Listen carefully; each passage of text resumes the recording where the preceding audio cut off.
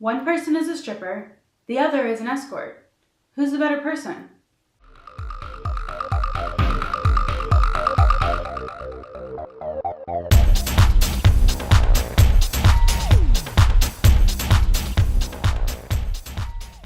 Strippers, like other sex workers, experience a lot of stigma.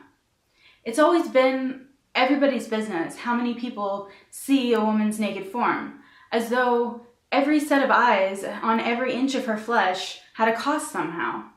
Throughout history, women who showed their ankles were seen as worse than women who didn't. And whoa, buddy, watch out if you showed your knees.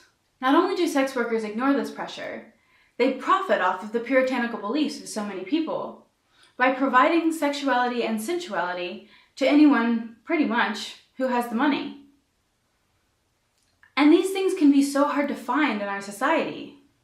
Another thing that has been around since the beginning of society is a tendency for people who are unsure about their reputation to make themselves feel better by looking down on another group of people.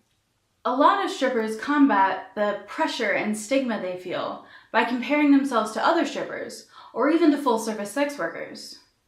I've touched on this before, but I'll say it again. Strippers can be as whorephobic as any other group.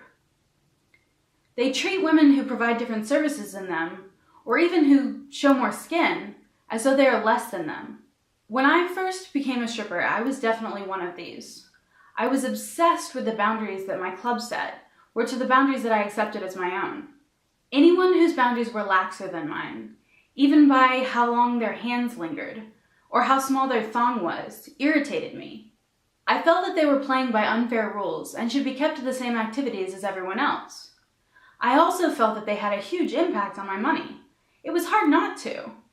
Customers would say to my face, "I'm gonna get a dance from her because she lifts my shirt so there's more skin contact."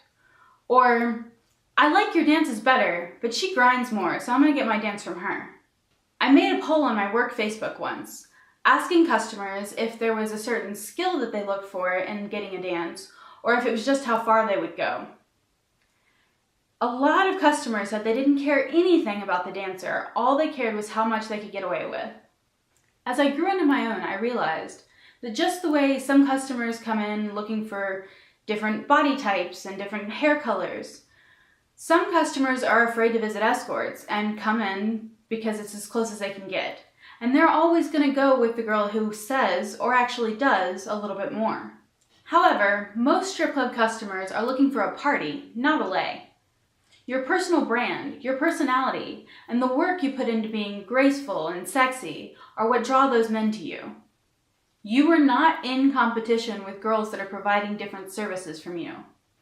If you're not good at dancing, at putting on makeup, at picking out costumes, that is on you, and when you choose to make improvements, your money will improve.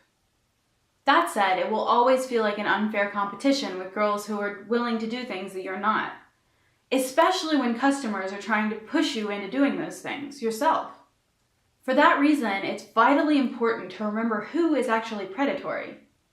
It's not the girl who doesn't care if you lick her. It's the customer who's trying to get you to do things that you don't want to do.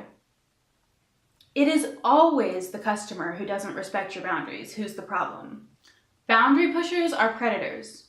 And while some men feel like this is a natural part of the strip club experience, it's not. And there's your enemy. Not the stripper on the next couch or even any other sex worker. The one who's pushing your boundaries. That's why we make these men pay to put up with their crap and why we walk away when they don't make it worth our time.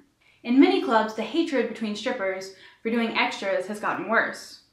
A year ago, a bill was passed called FOSTA, or Fight Online Sex Trafficking Act, by the U.S. House, and SESTA, the Stop Enabling Sex Traffickers Act, by the U.S. Senate.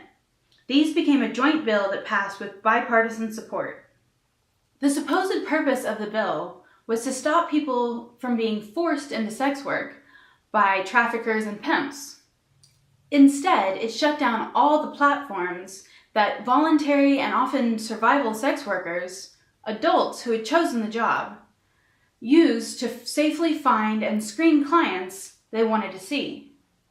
This is how they made sure they weren't catering to customers with histories of abuse, rape, theft, and murder. What was left to them, well, many of them, was unsafe street work and the pimps that the laws were supposed to get rid of. Full-service sex workers have been trying to find places and ways to work that are safe, and some of them have decided to become strippers. The strippers who have never worked full service outside the club, even if they do extras in the club, tend to treat these new strippers like pariahs, and this needs to stop. Everyone is trying to fill a need so they can feed themselves, pay their bills, pursue their interests, and live their life the way they want to. We're all adults, and it's time we start acting like it. We show an ankle, they show a knee, and neither is wrong. On this topic, I'd like to clear up something that I said in an earlier video. I was talking about the outsider's view of the club and what a commenter had called the dark side. And I said that everyone wants to know about the sex and the drugs in clubs. I wasn't clear enough that it was the commenter who was calling this the dark side of the club.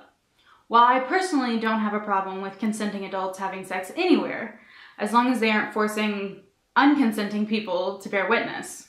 I also definitely don't have problems with adults having sex for money. I won't say this for drugs in the club. I've known several young people to die because of drug overdose, and if I had my way, there would be no drugs in any clubs anywhere. I hope you enjoyed this video and that you have a great weekend. If you're looking to watch more videos, there's a couple of playlists right here, and please subscribe. Thanks, bye!